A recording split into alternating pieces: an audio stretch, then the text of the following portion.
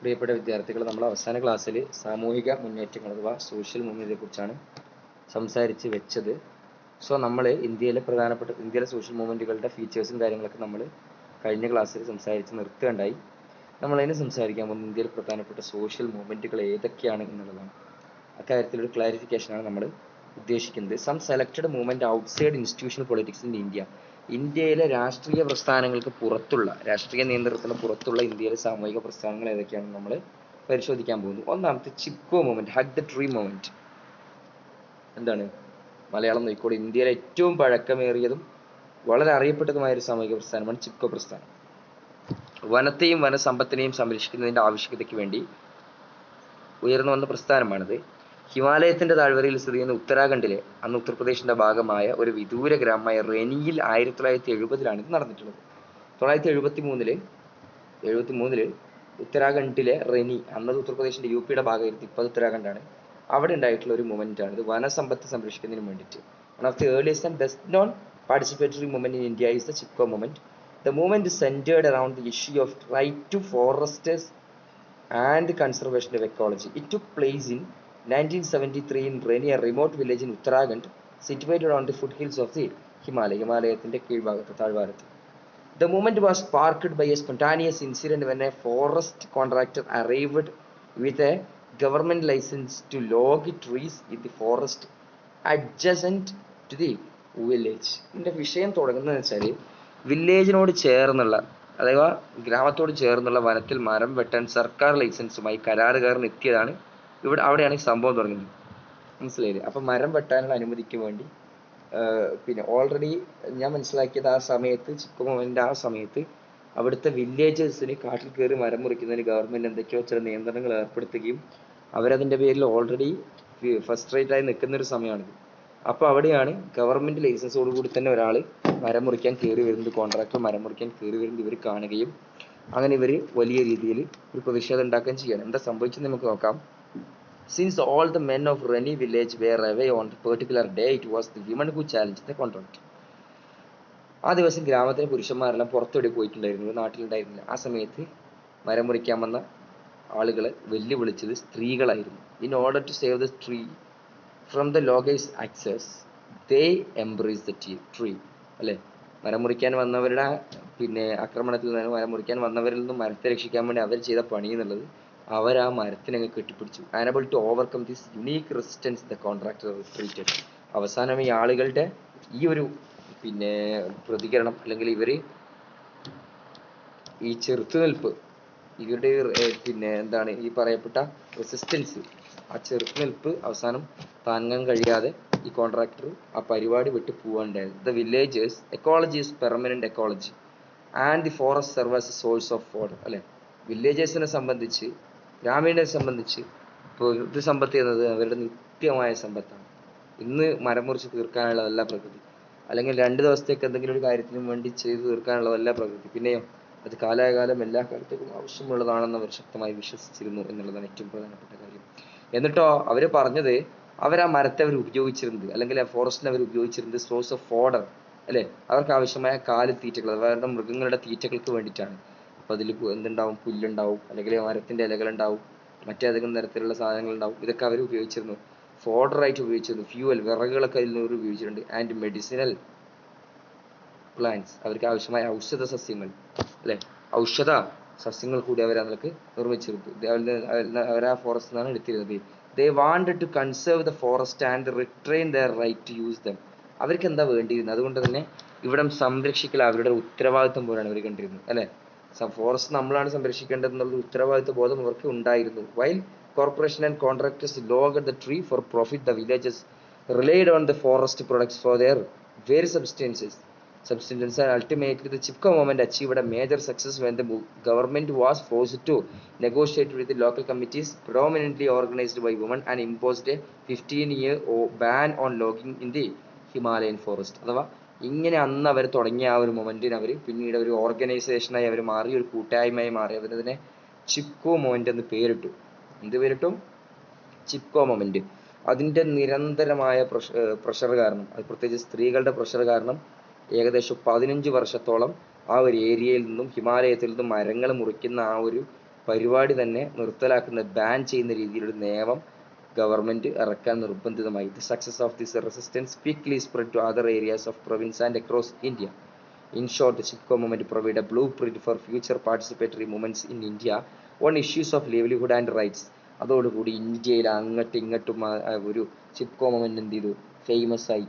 ആളുകൾക്ക് ഇങ്ങനെയാണ് പ്രതികരിക്കേണ്ടത്. പ്രശ്നങ്ങൾ പ്രത്യേകിച്ച് ഏതൊക്കെ പ്രശ്നങ്ങളാണ്, എന്തൊക്കെ തരത്തിലുള്ള പ്രശ്നങ്ങളാണ്, ലിവ്ലിഹുഡ് ജീവിതവും അതുപോലെ തന്നെ ജീവിതവുമായിട്ട് ബന്ധപ്പെട്ട പ്രശ്നങ്ങളോ അവകാശങ്ങളുമായി ബന്ധപ്പെട്ട പ്രശ്നങ്ങൾക്ക് ഇങ്ങനെയാണ് പ്രതികരിക്കേണ്ടതെന്നുള്ള ബോധം ജനങ്ങൾക്കിടയിൽ വന്നു. It articulated the tensions between the state and communities over the right to natural resources and introduced new forms of mass action and organization. അതോടുകൂടി സ്റ്റേറ്റിനെയും ഗവൺമെന്റിനെയും കമ്മ്യൂണിറ്റികൾക്കിടയിലുള്ള ടെൻഷൻസ് കൂടി, അവർക്കിടയിലുള്ള ആശയക്കുഴപ്പങ്ങൾ കൂടാൻ തുടങ്ങി അല്ലെ. നാച്ചുറൽ റിസോഴ്സിനെ കുറിച്ച് ജനങ്ങൾ കൂടുതൽ കാര്യങ്ങൾ മനസ്സിലാക്കി തുടങ്ങി. അവരതിനു വേണ്ടി മാസ് ആക്ഷൻസ് നടത്താൻ തുടങ്ങി. നാച്ചുറൽ റിസോഴ്സ് എല്ലാവർക്കും ഉള്ളതാണ്, ആരെങ്കിലും അങ്ങനെ മുറിച്ചുകൊണ്ട് പോകാൻ പറ്റുന്നതല്ല എന്ന് അവർ വീണ്ടും അവരുടെ പ്രവർത്തനങ്ങളിലൂടെ അവർ തെളിയിച്ചുകൊണ്ടേയിരുന്നു. with the most noticeable being the gender aspect inherent in this action. ഇതിൽ ഏറ്റവും പ്രധാനപ്പെട്ട കാര്യം ഇതിൽ ജെൻഡർ ആസ്പെക്ട് ഉണ്ടായിരുന്നില്ല. അഥവാ പുരുഷന്മാർക്ക് മാത്രമായിട്ട് കഴിയുന്നതല്ല സാമൂഹിക പ്രതികരണം, സാമൂഹിക മുന്നേറ്റം എന്നുള്ളത് അവർ തെളിയിച്ചു. സ്ത്രീകൾക്കും ഇതിലേക്ക് ഇറങ്ങാൻ പറ്റുന്നവരെ തെളിയിച്ച് കാണിച്ചു കൊടുത്തു. യഥാർത്ഥത്തിൽ ചിപ്കോ മൂവ്മെന്റ് ആ ഒരു സന്ദേശമാണ് വലിയ രീതിയിൽ കൊടുക്കുന്നത്. അടുത്ത ഒന്ന് നർമ്മദ ബച്ചാവോ ആന്തോളൻ. നർമ്മദ ബച്ചാവോ ആന്തോളൻ നർമ്മദ നദിയിലെ സർദാർ സരോവർ പദ്ധതിക്കെതിരായുള്ള നർമ്മദ ബച്ചാവോ ആന്തോളൻ ഇന്ത്യയിലെ സാമൂഹിക പ്രസ്ഥാനങ്ങളുടെ ചരിത്രത്തിൽ ഏറ്റവും പ്രധാനപ്പെട്ട നാഴികക്കല്ലുകളിൽ ഒന്നാണ്. കുടിയിറക്കം, പാരിസ്ഥിതിക നാശം, സാമ്പത്തിക പ്രത്യാഘാതങ്ങൾ എന്നിവയെക്കുറിച്ചുള്ള ആശങ്കകൾ ഇത് ഉയർത്തി. നോക്കാം. The Narmada Bachao Andolan NBA, a protest against the SSP അഥവാ Sardar Sarovar project on the Narmada river stand as one of the most significant milestone in the history of social movement in India. നമുക്കറിയുന്നത് പോലെ ഇന്ത്യ ചരിത്രത്തിൽ തന്നെ ഏറ്റവും വലിയ നാഴികക്കല്ലുകളിൽ ഒന്നായിട്ടാണ് യഥാർത്ഥത്തിൽ നമ്മൾ ഈ പറയുന്ന Narmada Bachao Andolan, save the Narmada movement അല്ലെ, സേവ് ദ നർമ്മദ മൂവ്മെന്റ് എന്നുള്ള ആ ഒരു മൊമെന്റ് യഥാർത്ഥത്തിൽ വളരെ പ്രധാനപ്പെട്ട ഒരു പദ്ധതിയായിരുന്നു ഈ പദ്ധതി.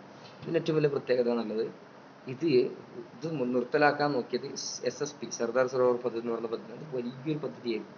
3-4 സ്റ്റേറ്റുകളിലേക്ക് വെള്ളം എത്തിക്കുന്ന രീതിയിലുള്ള ഒരു വലിയ സെറ്റപ്പ് ആയിരുന്നു സർദാർ സരോവർ പദ്ധതി. പക്ഷെ അതിന്റെ ആഫ്റ്റർ എഫക്റ്റ് വലിയ എഫക്റ്റുകളായിരുന്നു. അത് ജനങ്ങളെ മനസ്സിലാക്കി, ജനങ്ങൾ അതിനെതിരെ തിരിഞ്ഞു. It raised concern about displacement. അവിടെ ഉയർന്നു വന്ന മെയിൻ പ്രശ്നം ഡിസ്പ്ലേസ്മെന്റ്, കുടിയിറക്കം, എൻവിറോൺമെന്റൽ ഡിസ്ട്രക്ഷൻ അഥവാ പാരിസ്ഥിതിക നാശം, പ്രകൃതിക്ക് നാശം വരും. അതുപോലെ തന്നെ എക്കണോമിക് ഇമ്പാക്ട്, ഇതുകൊണ്ടുണ്ടാകുന്ന സാമ്പത്തികമായ പ്രത്യാഘാതങ്ങൾ, വലിയ സാമ്പത്തിക പ്രത്യാഘാതങ്ങളൊക്കെ ഉണ്ടാവും. സോ ഇതിനെക്കുറിച്ചൊക്കെ ആളുകൾ ചർച്ച ചെയ്യാൻ തുടങ്ങി. Narmada reverse in the 5th longest river in India. ഇന്ത്യയിൽ ഏറ്റവും പ്രധാനപ്പെട്ട 5ാമത്തെ നദികളിൽ ഒന്നാണ് നർമ്മദ അല്ലെ. ഫ്ലോവിംഗ് ത്രൂ 3 provinces, കാര്യമായ 3 സ്ഥലത്ത് കൂടി പോകുന്നത് Madhya Pradesh, Maharashtra, Gujarat. The Sardar Sarovar project is one of the independent India's most ambitious multipurpose project. ഏറ്റവും കൂടുതൽ ആഗ്രഹിച്ചിരുന്ന, ഇന്ത്യ ഏറ്റവും കൂടുതൽ ഒരുപാട് പർപ്പസ്, ഒന്നിലധികം ലക്ഷ്യങ്ങൾ കൊണ്ട് മുന്നോട്ട് പോയിരുന്ന ഒരു മൊമെന്റ് ആയിരുന്നു യഥാർത്ഥത്തിൽ, അല്ലെങ്കിൽ ആ ഒരു പരിപാടിയായിരുന്നു സർദാർ സരോവർ പ്രൊജക്ട് അല്ലെ. Aiming to provide irrigation and electricity generation അല്ലെ. അവരതിലൂടെ ജലസേചനം ഉദ്ദേശിച്ചിരുന്നു, കറണ്ട് ഉണ്ടാക്കാൻ ഉദ്ദേശിച്ചിരുന്നു. The Indian government claims that the project will irrigate the 1.8 million hectares of land and generate 3 megawatt of electricity അല്ലെ. 3000 megawatt of electricity. India government പറഞ്ഞിരുന്നത് നമ്മളിത് ചെയ്യുകയാണെങ്കിൽ ഏകദേശം 1.8 അഥവാ 18 ലക്ഷം ഹെക്ടർ വെള്ളം നനയാനുള്ള പരിപാടി ഈ സർദാർ സരോവർ പദ്ധതിയിൽ കിട്ടും. അതുപോലെ തന്നെ 3000 മെഗാവാട്ട് കറണ്ട് ഉണ്ടാക്കാൻ പറ്റുന്നവർ പറഞ്ഞു. However, according to the NBA, this project would submerge more than 37,000 hectares of forest and agricultural land and displacement approximately 3,20,000 villages അല്ലെ. നമ്മൾ പറഞ്ഞതുപോലെ NBA-യുടെ അഭിപ്രായത്തിൽ, പക്ഷെ ഗവൺമെന്റ് ഇങ്ങനെയൊക്കെയാണ് പറഞ്ഞതെങ്കിലും NBA-യുടെ അഭിപ്രായം വേറെയായിരുന്നു. അഥവാ നർമ്മദ ബച്ചാവോ ആന്തോളൻ പറഞ്ഞത് അവരുടെ അഭിപ്രായത്തിൽ ഈ പദ്ധതി പ്രകാരം 37,000 ഹെക്ടറിലധികം വനവും കൃഷിഭൂമിയും വെള്ളത്തിനടിയിലാവുകയും ഏകദേശം 3,20,000 കർഷകരെ മാറ്റിപ്പാർപ്പിക്കുകയും ചെയ്യേണ്ടി വരുന്നവർ പറഞ്ഞു അല്ലെ. അപ്പോൾ ചെറിയ കാര്യമില്ല, 37,000-ഓളം വരുന്ന സ്ഥലം, ഹെക്ടറിലധികം ഭൂമി വെള്ളത്തിനടിയിലാവും ഈ ഒരു വില്ലേജ്, ഈ ഒരു പറയപ്പെട്ട പ്രൊജക്ട് വന്നു കഴിഞ്ഞു. അതുപോലെ തന്നെ 3,20,000-ഓളം ഗ്രാമീണർ അവരുടെ വീട് നഷ്ടപ്പെട്ട് മാറ്റിപ്പാർപ്പിക്കേണ്ടി വരും. പ്രധാനമായും പ്രദേശത്തെ പ്രകൃതി വിഭവങ്ങൾ ഉപജീവനത്തിനെ ആശ്രയിക്കുന്ന ആദിവാസി സമൂഹങ്ങളിൽ നിന്നുള്ളവരാണ്. അപ്പോൾ ഈ 3,20,000 പ്രധാനമായിട്ടും വരുന്നത് കാടല്ലേ, സ്വാഭാവികമായിട്ടും വരിക ആദിവാസി വിഭാഗങ്ങളിൽപ്പെട്ട ആളുകൾക്കാണ് ഈ പ്രശ്നം വരിക, അവരത് വലിയ രീതിയിലുള്ള ബുദ്ധിമുട്ടുകൾ അനുഭവിക്കാൻ പോവാണ്. Mainly from the tribal communities who depend on the natural resource of the area of their livelihood. അവരിനി വേറൊരു സ്ഥലത്തേക്ക് പോയിട്ട് എന്താ ചെയ്യുക?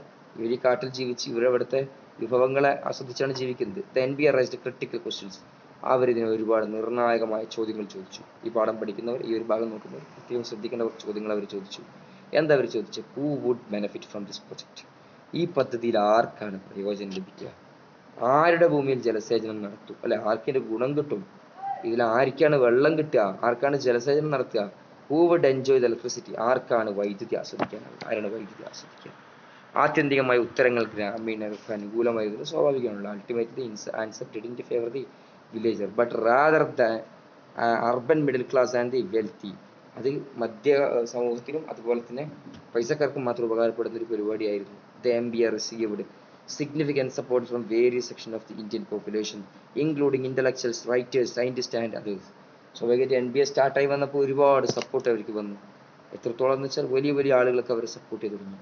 അല്ല, ബുദ്ധിപരമായി ചിന്തിക്കുന്ന ആളുകൾ, എഴുത്തുകാർ, ശാസ്ത്രജ്ഞർ, മറ്റുള്ളവരൊക്കെ അവർ സപ്പോർട്ട് ചെയ്തു. It also garnered significance coverage in national and international media. എത്രത്തോളം വെച്ചാൽ ഇന്ത്യയിലെയും ദേശീയ തലത്തിലെയും ഇന്റർനാഷണൽ തലത്തിലെയും അന്തർദേശീയ തലത്തിലെയും ഒരുപാട് മാധ്യമങ്ങൾ അവരെ പരിപാടികൾ കൃത്യമായിട്ട് വീക്ഷിക്കാൻ തുടങ്ങി. Eventually the world bank withdraw it's financial support for the project and establishment the world commission of the towns in 1997. അതോടുകൂടി ഇന്ത്യക്കായി ലോകബാങ്ക് നീക്കിവെച്ച ഈ പദ്ധതിക്കായിട്ട് വായ്പക്കായി നീക്കിവെച്ച പൈസ തരൂല എന്ന് പറഞ്ഞു. ഈ പ്രൊജക്റ്റിനാണെങ്കിൽ ഞങ്ങൾ തരൂല എന്ന് പറഞ്ഞു. ആ നിലക്ക് ഈ ഒരു നാട്ടിലെ പരിപാടി അല്ലെങ്കിൽ സർദാർ സരോവർ പദ്ധതിയെ എതിർത്തുകൊണ്ടുള്ള നർമ്മദ ബച്ചാവോ ആന്തോളന്റെ എഫക്റ്റ് ഉണ്ടായിരുന്നു എന്നുള്ളതാണ് മനസ്സിലാക്കേണ്ടത്. അതുപോലെ നമ്മൾ മനസ്സിലാക്കുന്നത്, സ്വാഭാവികമായിട്ടും അതിന്റെ ഭാഗമായിട്ട് അവരൊരു കമ്മീഷൻ കൂടി നിയമിച്ചു. വേൾഡ് കമ്മീഷൻ ഡാംസ് ഓൺ ഡാംസിന്റെ കാര്യങ്ങളൊക്കെ നോക്കുന്ന വേൾഡ് കമ്മീഷൻ 1997 അവർ ഉണ്ടാക്കിയത്. ഈ കമ്മീഷൻ പറഞ്ഞ അനുസരിച്ച് dams and published persuasive report titled dams and development new framework four decision making. തീരുമാനങ്ങൾ എടുക്കുന്നതിന്റെ ഭാഗമായിട്ട് ഡാമിന്റെയും അതിന്റെ ഡെവലപ്മെന്റിന്റെയും കാര്യങ്ങൾ പറയുന്ന ഒരു പുസ്തകം തന്നെ അവർ റിപ്പോർട്ടിനെ പുറത്തിറക്കി. ഇതനുസരിച്ച് അവരെന്ത് ചെയ്തു? അന്ന് ബാങ്ക് ഒരു നിയമം, ഒരു ഡാം ഉണ്ടാക്കുകയാണെങ്കിൽ ശ്രദ്ധിക്കേണ്ട കാര്യങ്ങളൊക്കെ വേൾഡ് ബാങ്കിന്റെ നേതൃത്വത്തിൽ തന്നെ പുറത്തിറക്കിയെന്നുള്ളതാണ്. In 2000, however, the Indian government proceeded to finance a project is in defiance of the movement and the WCT report. Nevertheless, the NBA was able to spread ahead the movement through the radical reflection of development. ഡെവലപ്മെന്റിനെ കുറിച്ചുള്ള അവരുടെ ചിന്താഗതി തന്നെ NBA മാറ്റേണ്ടി വന്നു എന്നുള്ളതാണ്. NBA മാറ്റിച്ചു എന്നുള്ളതാണ്. എന്താണ് വികസനം എന്നുള്ളതിന്റെ ഒരു ചിന്താരീതി തന്നെ മാറ്റിച്ചു. Due to its efforts, hundreds of movement working in the areas of natural resources and the environment are now united under the umbrella of the National Alliance and People Movement. NAPM എന്ന് പറയുന്ന national alliance of people's movement എന്ന് പറയുന്ന ഒരു പദ്ധതി, ഒരു സംഘടന ഉണ്ടായി, ഒരു പ്രസ്ഥാനം ഉണ്ടായി. അതിന്റെ കീഴിലാണ് NBA വരുന്നത്. അതുപോലെ നൂറുകണക്കിന് പരിസ്ഥിതി സംഘടനകൾ ഒരുമിച്ച് കൂടുന്ന ഒരു പരിപാടി ഇപ്പോൾ നിലവിൽ ഇന്ത്യയിലുണ്ട് എന്നുള്ളതാണ് പറഞ്ഞു വരുന്നത്. അടുത്ത നമ്മൾ പറയാൻ വേണ്ടി ഏകതാ പരിഷത്തിനെ കുറിച്ച്.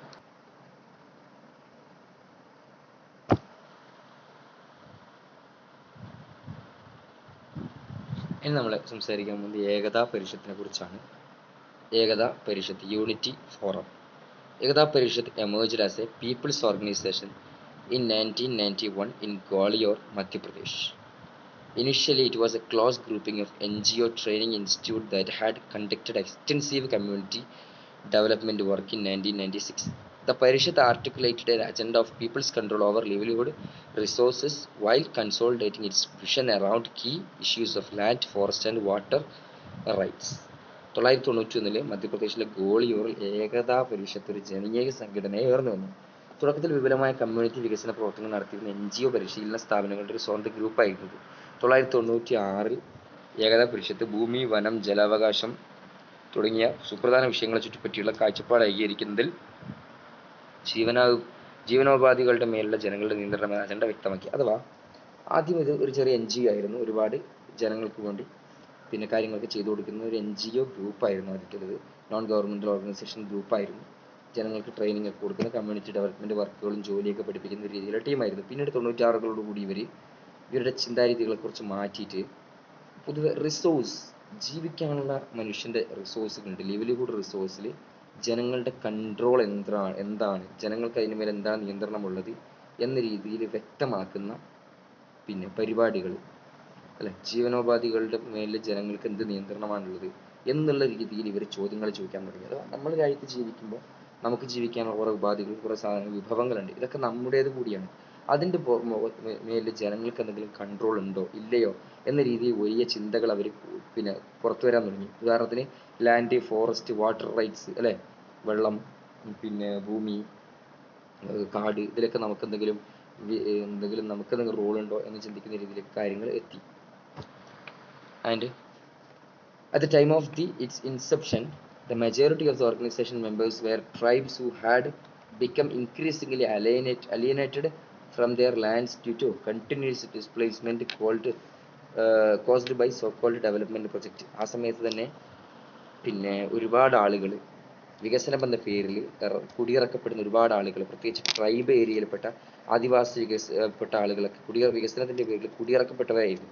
അവരൊരുപാട് പേര് ഈ സംഘടനയിലുണ്ടായിരുന്നു. They also faced restrictions on entering adjacent forest areas due to the 1980s Forest Conservation Act. 1980 വന സംരക്ഷണ ആക്ടിലൂടെ അവർക്ക് കാട്ടിലേക്ക് കയറുന്നതിന് ഗവൺമെന്റ് ഓൾറെഡി നിയന്ത്രണങ്ങൾ ഏർപ്പെടുത്തിയിട്ടുണ്ട്.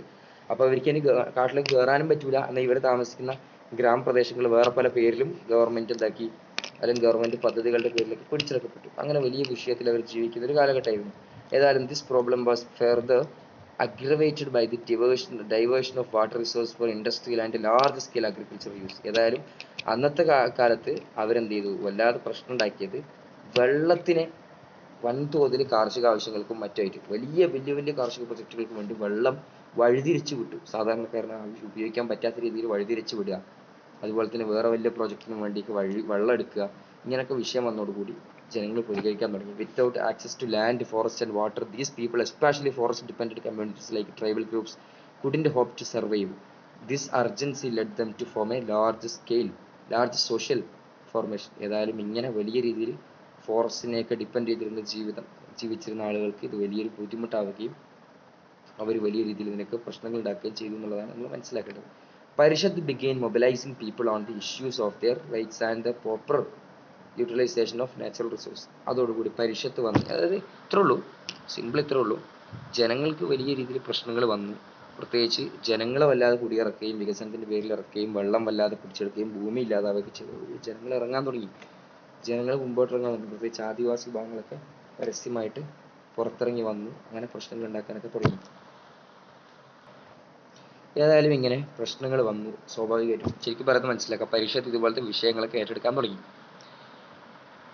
അങ്ങനെ ഇവർ ചെയ്ത പണി, പരിഷത്ത് അവരുടെ അവകാശങ്ങളുടെയും പ്രതിരൂപങ്ങളുടെയും ശരിയായ വിനിയോഗത്തിന്റെയും മറ്റു വിഷയങ്ങൾ ജനങ്ങളെ അണിനിരത്താൻ തുടങ്ങി അല്ലെ, ആളുകളെ മൊബിലൈസ് ചെയ്യാൻ തുടങ്ങി. എന്നിട്ട് അതിനു വേണ്ടി എന്തെങ്കിലും organised series of padayatra, long march to raise awareness among the people, to exert pressure on the government to ensure people's rights over land. ഭൂമിക്ക് മുകളിൽ ജനങ്ങളുടെ അവകാശം ഗവൺമെന്റിന് മേൽ ഉറപ്പിക്കാൻ വേണ്ടി, ഗവൺമെന്റിനെ സമ്മർദ്ദപ്പെടുത്താൻ വേണ്ടി, സർക്കാരിന് സമ്മർദ്ദമുണ്ടാക്കാൻ, ജനങ്ങളുടെ ഭൂമി ജനങ്ങൾക്ക് എന്നുള്ള ബോധത്തിൽ ആളുകൾക്ക് ബോധമുണ്ടാക്കാൻ വേണ്ടി ഇവർ ഒരുപാട് പദയാത്രകൾ, റാലികൾ, കാൽനട യാത്രകളൊക്കെ ഇവർ നടത്തി അല്ലെ, ഒരുപാട് യാത്രകളൊക്കെ ഇവർ നടത്തി. One notable long March took place in October 2007. 2007 October ഇവർ നടത്തിയ ഒരു പ്രധാന യാത്ര വലിയ ചർച്ചയായിരുന്നു. അന്ന് ഗ്വാളിയറിൽ നിന്ന് ഡൽഹിയിലേക്ക് ഒരു യാത്ര നടത്തി. Around 25,000 landless poor tribal people, poor women, bonded laborers, children and the elderly from across the country walked for 20 days. 20 ദിവസത്തെ ജാഥ അല്ലെങ്കിൽ നടയാത്രയിലൂടെ അല്ലെങ്കിൽ പദയാത്രയിലൂടെ, കാൽനട യാത്രയിലൂടെ ഇവർ എന്ത് ചെയ്തു, 20 ദിവസം നീണ്ട യാത്രയിലൂടെ ഇവർ ഡൽഹിയിലേക്ക് 350 കിലോമീറ്റർ കവർ ചെയ്യുന്ന രീതിയിൽ വലിയൊരു പദയാത്ര നടത്തിയതാണ്. സ്ഥലം നഷ്ടപ്പെട്ട ആളുകളൊക്കെ വലിയ വലിയ പദ്ധതികൾ നടത്തുകയും അങ്ങനെ ഒരു വലിയ വിഷയം ഉണ്ടാവുകയും ചെയ്തു. അവസാനം ഗവൺമെന്റ് പ്രഷറിലാവുകയും സർക്കാർ സമ്മർദ്ദത്തിൽ വീഴുകയും അങ്ങനെ സർക്കാർ എന്ത് ചെയ്തു, അവരുടെ പ്രധാനപ്പെട്ട ആശയം എന്നുള്ളത് ദേശീയ ഭൂപരിഷ്കരണ നിയമം ആവശ്യപ്പെട്ടുകൊണ്ടായിരുന്നു. ഞങ്ങൾക്കും ആവശ്യത്തിന് കിട്ടുന്ന രീതിയിലേക്കുള്ള കാര്യങ്ങളൊക്കെ ഞങ്ങളെ പരിഗണിക്കുന്ന രീതിയിൽ നിയമങ്ങൾ ഉണ്ടാക്കണമെന്ന് പറഞ്ഞത്. Indian government conceded to their demanded and announced the formation of National Land Reform Council with the Prime Minister as its chairman. Prime minister chairman ആയിക്കൊണ്ട് നാഷണൽ ലാൻഡ് റിഫോം കൗൺസിൽ ഇവരുണ്ടാക്കി. മനസ്സിലായല്ലേ, ഗവൺമെന്റ് ഉണ്ടാക്കുകയും വലിയ വിഷയങ്ങൾ ഉണ്ടാക്കുകയും ചെയ്തു എന്നുള്ളതാണ്. അപ്പോൾ ഇതാണ് നമുക്ക് ഈ വിഷയത്തിൽ പരിഷത്തിന്റെ നിയന്ത്രണത്തിൽ പഠിക്കാനുള്ളത്. ഒരു ഇന്ത്യയിൽ വലിയ ചർച്ച ചെയ്ത ആളുകൾ, ഡിസ്പ്ലേസ്മെന്റ് ചെയ്യപ്പെടുന്ന ആളുകൾ, സ്ഥലങ്ങൾ നഷ്ടപ്പെടുന്ന ആളുകൾക്ക് വേണ്ടി സംസാരിച്ചിരുന്ന വലിയ സംഘടനയായിട്ടാണ് ഇവരെ നമ്മൾ ഇന്ത്യയിൽ എണ്ണപ്പെടുന്നത് എന്നുള്ളത് നമുക്ക് കാണാൻ പറ്റും. 2012 October 2 international non violence day ആണ്. നമുക്ക് അറിയുന്നത് പോലെ എന്താണ്, അഹിംസാ ദിനാണ്. ആ ദിവസത്തിൽ the second major long March was organised. Approximately 45,000 marginalised individuals including the poor, tribal communities and other marginalised groups. അല്ലെ, മുമ്പ് 2007 നടത്തിയതിന്റെ ഭാഗമായിട്ട് അതിന്റെ ഭാഗം അല്ലെങ്കിൽ രണ്ടാം ഭാഗം എന്നുള്ള 2012 ഒക്ടോബർ 2 അഹിംസാ ദിനം, ഗാന്ധി ജയന്തിയിൽ അന്ന് ഇവരെന്ത് ചെയ്തു, വീണ്ടും ഒരു റാലി കൂടി നടത്തി. അത് 45,000 ആൾക്കാർ ഉൾക്കൊള്ളിച്ചായിരുന്നു. അത് വലിയ റാലിയായിരുന്നു. അത് വീണ്ടും ഗ്വാളിയറിൽ നിന്ന് ന്യൂഡൽഹിയിലേക്ക് തന്നെയായിരുന്നു. ഏതായാലും വലിയ രീതിയിൽ അവർ കാര്യങ്ങൾ ചെയ്യുകയും അങ്ങനെ അവർ ആഗ്രയിലൂടെ 8 ദിവസത്തെ ആഗ്ര വഴി അല്ലെ 8 ദിവസത്തിലൂടെ അവരെന്ത് ചെയ്തു, വലിയ രീതിയിൽ അവർ യാത്ര ചെയ്യുകയും the minister of rural development and the Parishad reached an agreement of 10-point road map, and this agreement was expected to result of the significant policy change regarding the land rates and land distribution. അതോടുകൂടി വലിയ ചർച്ചകൾ നടക്കുകയും നമ്മുടെ government rural development ഗ്രാമീണ വികസന ഗവൺമെന്റിന്റെ വകുപ്പുകൾ ഈ രീതിയിൽ വലിയ രീതിയിൽ മുൻപോട്ട് വരേണ്ടി വന്നു. ജനങ്ങൾ അത്തരത്തിൽ ഗവൺമെന്റിനെ പ്രഷറിലാക്കുന്ന രീതിയിലുള്ള പ്രവർത്തനങ്ങൾ ഗവൺമെന്റിന്റെ ഭാഗത്തുനിന്നുണ്ടാവുകയും ജനങ്ങളുടെ ഭാഗത്തുനിന്നുണ്ടാവുകയും അവർ വലിയ രീതിയിൽ മുന്നോട്ട് വരികയും കാര്യങ്ങളൊക്കെ ചെയ്യുകയും ചെയ്തു എന്നുള്ളതാണ്. അങ്ങനെ വലിയ രീതിയിൽ കാര്യങ്ങളൊക്കെ ഉണ്ടായിട്ടുള്ളത്. ഇതിനടുത്തത് Mazdoor Kisan Shakti Sangathan, organisation for the empowerment of workers and peasants. Mazdoor Kisan Shakti Sangathan ജോലിക്കാരുടെയും കർഷകരുടെ അവകാശങ്ങൾക്ക് വേണ്ടി 1990 രാജസ്ഥാൻ രൂപീകരിക്കപ്പെട്ട സംഘടനയാണ്. അതിനായി വിവരാവകാശത്തെ കൃത്യമായി ഉപയോഗിക്കുക എന്നതായിരുന്നു സംഘടനയുടെ ലക്ഷ്യം. Established in 1990s in Rajasthan, the Mazdoor Kisan Shakti Sangadan has harnessed the power of the right to information. This organization initially formed to advocate for the rights of workers and peasants, soon recognized that effective development intervention require vibrant grassroots democracy with a focus on transparency and accountability in public expenditure. ഇത്രയുള്ള സംഭവം അക്കാലത്തുള്ള കർഷകരുടെയും മറ്റു സാധാരണ തൊഴിലാളികളുടെയും അവകാശങ്ങൾ അവർക്ക് കിട്ടേണ്ടതുപോലെ വികസന പ്രവർത്തനങ്ങൾ കിട്ടുന്നില്ല, അവകാശങ്ങൾ കിട്ടുന്നില്ല. ഇതെന്തേ കാരണം എന്ന് ഇവർ പഠിക്കാൻ അതിന്റെ ഭാഗമായിട്ട് ഇവർ മനസ്സിലാക്കിയത്, ഇവരാദ്യം ചെയ്തത് കൃത്യമായിട്ട് വിവരാവകാശ നിയമം ഉപയോഗിക്കുക. വിവരാവകാശത്തെ ഉപയോഗിക്കുക എന്നുള്ളതാണ്. കാര്യങ്ങൾ കൃത്യമായിട്ട് അറിയുക. എന്ത് കാര്യങ്ങളാണ് ഇവർക്ക് അറിയേണ്ടത്? ഇവരറിയാൻ ശ്രമിച്ച കാര്യം എന്നുള്ളത് പൊതു ചെലവിന്റെ കൃത്യമായ കണക്കുകൾ കിട്ടും. അഥവാ ഇപ്പൊ പാലുണ്ടാക്കിയതിന്റെ കണക്ക്, റോഡ് ഉണ്ടാക്കിയതിന്റെ കണക്ക്, കർഷകന് വിത്ത് കൊടുത്തതിന്റെ കണക്ക്, അല്ലെങ്കിൽ മൃഗങ്ങളെ കൊടുത്തതിന്റെ കണക്ക്, ഇതൊക്കെ കൃത്യമായിട്ട് കിട്ടുകയാണെങ്കിൽ സർക്കാരിന്റെ ഇടയിൽ നടന്നുകൊണ്ടിരിക്കുന്ന അഴിമതി കണ്ടുപിടിക്കാൻ കഴിയുമെന്ന് സാധാരണക്കാർക്ക് മനസ്സിലായി. അങ്ങനെ ഈ അഴിമതി കണ്ടുപിടിക്കാൻ പൊതുചെലവിന്റെ കണക്കറിയണം. അപ്പൊ കണക്കറിയുന്നതിന് വേണ്ടിയിട്ട് ഗവൺമെന്റിന്റെ അടുത്ത് കണക്കുകൾ കിട്ടണം. കിട്ടിക്കഴിഞ്ഞാൽ കണക്ക് വെച്ച് കോടതിയിൽ പോകാൻ പറ്റും. സോ കണക്കുകൾ കിട്ടുന്നതിന് വേണ്ടി ഇവർ നടത്തിയ വലിയൊരു മുന്നേറ്റമായിരുന്നു മസ്ദൂർ കിസാൻ ശക്തി സംഘടന. അല്ലെ, ആ കണക്കുകൾ കിട്ടുക. അന്ന് അതിന് വിവരാവകാശ നിയമം അന്ന് നിലവിലുണ്ടായിരുന്നില്ല. ഈ സംഭവത്തോടു കൂടിയാണ് ഇന്ത്യയിൽ യഥാർത്ഥത്തിൽ RIT വരുന്നത്, RTI, റൈറ്റ് ടു ഇൻഫർമേഷൻ വരുന്നത്. അപ്പോൾ അതിനു വേണ്ടിയുള്ള ഒരു മുന്നേറ്റമായിരുന്നു. ആദ്യത്തെ രാജസ്ഥാനിലാണ് തുടങ്ങിയത്. അപ്പോൾ കൃത്യമായി പബ്ലിക് എക്സ്പെൻഡിച്ചർ, പബ്ലിക് ചെലവുകൾ എത്ര നടക്കുന്നത്. Furthermore to safeguard the right of the poor and marginalised, അതിന്റെ ഭാഗമായിട്ട് പാവപ്പെട്ടവന്റെയും അരികവൽക്കരിക്കപ്പെട്ടവന്റെയും അവകാശങ്ങൾക്ക് വേണ്ടി ഇവർ പോരാടി. A battle against government corruption had to be waged. അതുപോലെ തന്നെ ഗവൺമെന്റിൽ നടക്കുന്ന കൈക്കൂലിക്കെതിരെ ഇവർ സംസാരിച്ചു. Necessitating access to information, this grass root movement ultimately led to the enactment of the right to information act Rajasthan in 2000. അല്ലെ, 2000 സ്വാഭാവികമായിട്ടും ഇവർ വലിയ ശ്രമങ്ങൾ നടത്തി, വലിയ മുന്നേറ്റങ്ങൾ നടത്തി, വലിയ സമരങ്ങൾ നടത്തി. അതിന്റെ ഭാഗമായിട്ട് 2000 രാജസ്ഥാനിൽ വിവരാവകാശ നിയമം വന്നു. എന്താ വിവരാവകാശ നിയമം എന്ന് പറഞ്ഞാൽ, ആരെങ്കിലും ഏതെങ്കിലും കാര്യത്തിൽ അതെന്തുമാവാം. പ്രധാനമന്ത്രിക്ക് കൊടുക്കുന്ന ശമ്പളം എത്രയെന്ന് ചോദിക്കാം, പ്രധാനമന്ത്രിയുടെ ഓഫീസിൽ കഴിഞ്ഞ വർഷം കുടിച്ച ചായന്റെ കണക്ക് എത്രയെന്ന് ചോദിക്കാം, അതൊക്കെ ചോദിക്കാൻ പറ്റും. അത്രത്തോളം കൃത്യമായിട്ട് കണക്കുകൾ കിട്ടുന്ന രീതിയിൽ വിവരാവകാശ നിയമം അതിൽ രാജസ്ഥാനിലാണ് വന്നത്. Which later spread to other states and eventually become the central act in 2005. 2005 ഇത് പിന്നീട് മറ്റ് സ്റ്റേറ്റുകളിലേക്ക് കൂടി വന്നപ്പോൾ 2005 ഇന്ത്യയിൽ ഒട്ടാകെ നിയമം വരികയായിരുന്നു എന്നുള്ളതാണ് നമ്മൾ മനസ്സിലാക്കേണ്ടത്. ഏതായാലും രാജസ്ഥാനിൽ അവർ ചെറിയ MKSS എന്ന് പറഞ്ഞാൽ അവർ ചെറിയ രീതിയിൽ തുടങ്ങിയൊരു പരിപാടിയാണ്. ഒന്നുമില്ല, വിവരാവകാശത്തിന് വേണ്ടി അവർ തുടങ്ങിയൊരു പരിപാടി പിന്നീട് ഇന്ത്യ മൊത്തം അതിനെ വലിയ രീതിയിൽ ഏറ്റെടുക്കുകയും RTI ആക്ട് എന്ന് പറയുന്ന പരിപാടി തന്നെ ഉണ്ടായി. ഇന്ത്യയിൽ ഇന്ന് ഞാൻ വിശ്വസിക്കുന്നു ഇന്നും ഇന്ത്യക്കാരന് കിട്ടിക്കൊണ്ടിരിക്കുന്ന അവകാശങ്ങൾ ഏറ്റവും പ്രധാനപ്പെട്ട അവകാശം, മൗലിക അവകാശങ്ങളുടെ എന്നുള്ളതിനപ്പുറം ഏറ്റവും വലിയ അവകാശങ്ങളിൽ ഒന്നായിട്ട് ഞാൻ കാണുന്നത് യഥാർത്ഥത്തിൽ RTI തന്നെയാണ്. റൈറ്റ് ടു ഇൻഫർമേഷൻ, വിവരാവകാശ നിയമം തന്നെയാണ്. അത് കൃത്യമായിട്ട് ഇന്ത്യയിൽ കിട്ടുന്നുണ്ട്. അത് വന്നത് യഥാർത്ഥത്തിൽ നമ്മൾ മനസ്സിലാക്കുന്നത് പോലെ ഈ ഒരു നമ്മുടെ MKSS അതിനു വേണ്ടി അറിഞ്ഞതുകൊണ്ടാണെന്നുള്ളതാണ്. ഇനി ഏറ്റവും അവസാനത്തെ സംഘടന IAC ആണ്, India against corruption. India Against Corruption is a people's movement against corruption in India that began October 2010, under the leadership of veteran Gandhi leader Anna Hazare, this movement has garnered widespread support, discussion, and media coverage, making it one of the India's most prominent people's movement since the anti-emergency movement of 1975.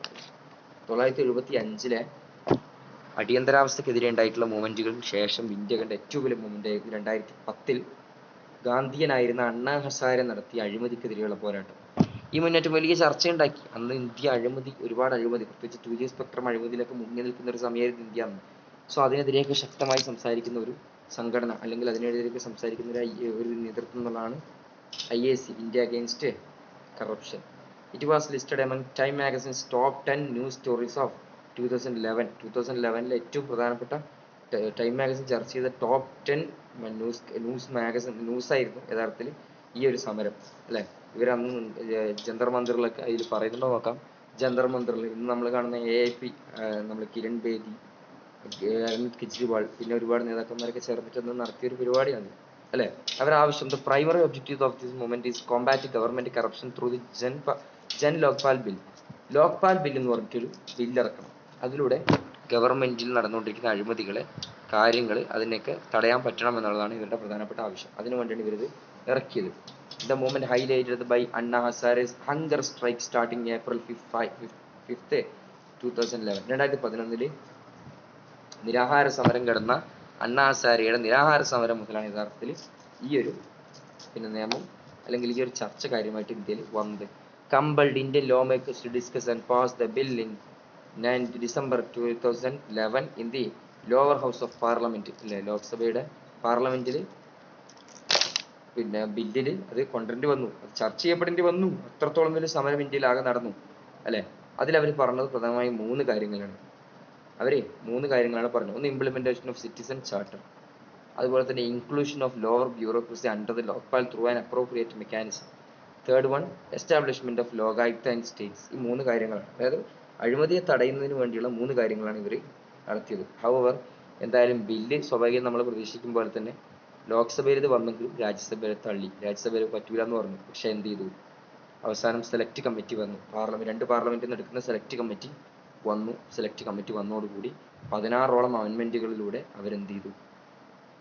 അവർ നിർദ്ദേശിച്ചു. അവസാനം കേന്ദ്ര മന്ത്രിസഭ 14 അമെൻമെന്റുകളും അംഗീകരിച്ചുകൊണ്ട് ആ ഒരു bill പാസ്സാക്കിയും after making certain അമെൻമെന്റ്സ് to the original bill it was passed Rajya Sabha December 17, 2013 and in Lok Sabha December 18, 2013.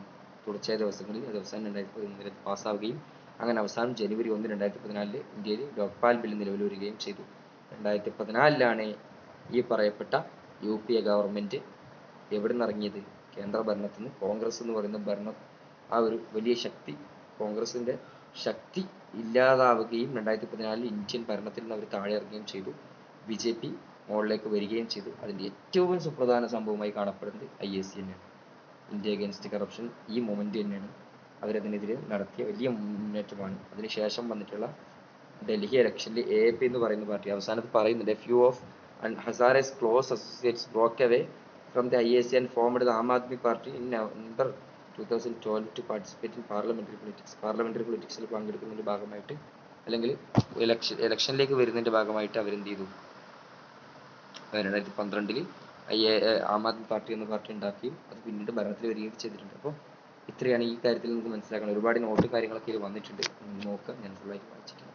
ഏതായാലും എൻ്റെ റീക്യാപ്പ് നമ്മൾ നോക്കുകയാണ്. Recap: new social movements challenge conventional norms. പുതിയ സോഷ്യൽ മൂവ്മെന്റുകളുടെ ഏറ്റവും വലിയ പ്രത്യേകത അത് പഴയ രീതികളൊക്കെ മാറ്റുന്നുണ്ട്. Post industrial economy drives new social movement. പുതിയ ഇൻഡസ്ട്രിയൽ റവല്യൂഷൻ ശേഷം വന്നിട്ടുള്ള രീതികളൊക്കെ നമ്മൾ എന്ത് ചെയ്തു?